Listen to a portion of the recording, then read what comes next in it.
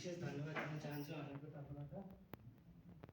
र विलम्ब नगरी म आफ्नो प्रेजेन्टेसनलाई अगाडि बढाउने अनुरोध चाहे। अब यहाँनिर चाहिँ देख्न सक्नुहुन्छ, यो चाहिँ प्रेजेन्टेसनको आउटलाइन रहेको छ। अब सुरुमा चाहिँ इन्ट्रोडक्सन, यसको युज, बेनिफिट्सहरू के छ, अनि कल्टिभर, क्लाइमेट सबै यहाँ देख्न सक्नुहुन्छ। र यसको परिचय चाहिँ, यसको वनस्पतिक नाम चाहिँ यसको ओलियन्थस ट्युबेरस हो, जसको नेपाली अनुवाद सुगन्धराज हुन्छ। र यो चाहिँ फ्यामिली एम्बिलिडिएसीमा पर्छ र यसको ओरिजिन चाहिँ मेक्सिकोबाट भएको हो।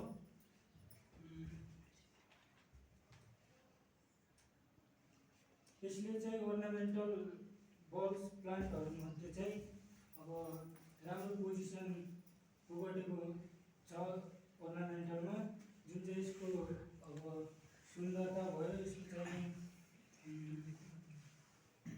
स्विट प्लेसेन्ट फ्रेग्रेन्स भन्नाले राम्रो अलिक बास्नादार सुगन्धित भनेर बुझ्न सकिन्छ।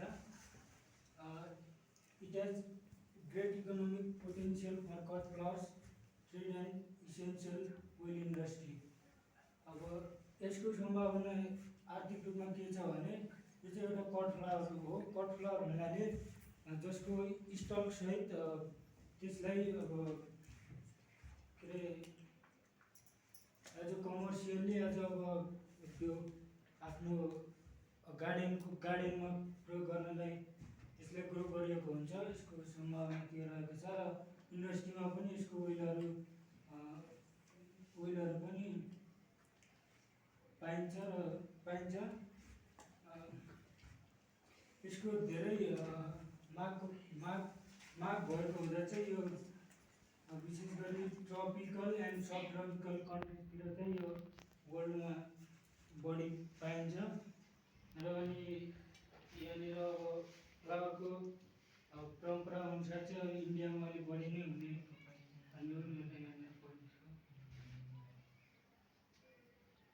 अब यसको युज एन्ड बेनिफिट्सलाई हेर्न सक्नुहुन्छ यहाँ।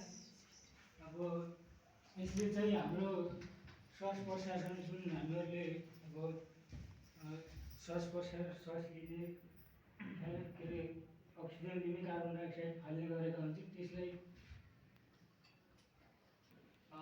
त्यो सिस्टम, त्यो प्रणालीलाई चाहिँ राम्रो सहज पार्छ। अब इम्प्रुभ ब्लड सर्कुलेसन, हाम्रो शरीरमा रक्त सञ्चारलाई पनि यसले त्यसमा पनि मद्दत पुर्याउँछ। अनि ट्रिट्स नसा एन्ड हेडेक्स, यसले चाहिँ अब नसा रोगहरू सम्बन्धी यस्ता अब बिरामीहरू हुन्छन्, तिनीहरूलाई पनि अब केही राहत दिने गर्छ। र अलिक सामान्य टाउको दुखाइ यस्ताहरू भए पनि यसको प्रडक्ट युज गरेर चाहिँ नि त्योबाट अलिक राहत मिल्ने हुन्छ। इफेक्टिभ एट मास्किङ अनप्लेसेन्ट अडर, यो भन्नाले चाहिँ अब त्यस्तो कुनै अब नराम्रो खाले के अरे ब्याड स्मेल आउँछ भने त्यसको लागि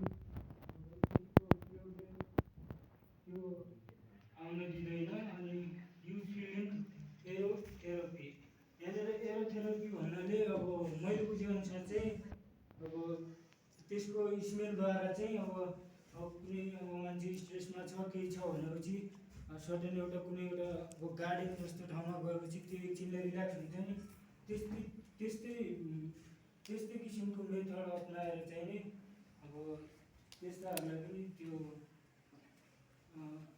उपचार गर्न सकिन्छ भनेर बुझ्न सकिन्छ। अनि प्रोभाइड स्किन केयर बेनिफिट्स, अब छाला सम्बन्धी पनि त्यस्ता केही छन् भने त्यसको लागि पनि फाइदाजनक हुन्छ। र यहाँनिर यसका तीनवटा टाइप्स रहेका छन्। तीनवटा टाइप्समा एउटा सिङ्गल, सेमी डबल एन्ड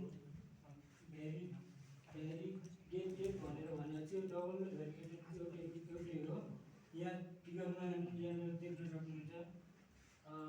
कल्टिभर्स, यसका भेराइटिजहरू चाहिँ रजत रेखा, स्वर्ण रेखा, श्रृङ्गार, सुवर्णी, प्रज्वल भन्ने यी यसका भेराइटीहरू हेर्न सक्नुहुन्छ। र यसको लागि चाहिँ कस्तो माटो चाहिन्छ र कस्तो वातावरण चाहिन्छ भन्ने कुरामा चाहिँ यो चाहिँ जस्तोसुकै माटोमा हुन्छ वाइट भेराइटी भनेको छ।